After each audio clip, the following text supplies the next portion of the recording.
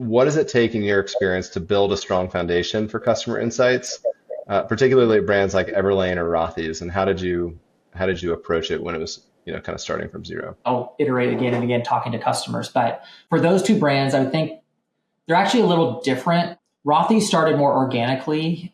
When I got there, we had just opened up our first store in San Francisco, ready to launch our first product expansion. So having a retail store, all of a sudden we had a feedback loop that we hadn't had before. Our store reps can be, all right, here's what people were saying. What were they saying? How did they hear about it? I mean, we're doing Heidi How, we're doing post-purchase type stuff in there. Like, hey, what brought you into the store? And then how are they describing the look, the fit, the feel, like these things that we always would talk about or hear about through other mechanisms. Everlane was different in that they had a really strong buyer merch teams that were plugged into their categories, their customers. They really, I felt, knew kind of what drove that customer to purchase.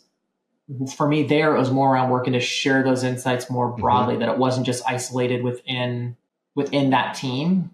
And so it was more about making sure that it's going beyond just informing the product, it's informing our campaigns, our paid programs, site retentions, work efforts, those types of things. So starting out or starting from scratch, it's usually I'm recommending leaders look at what feedbacks you already have.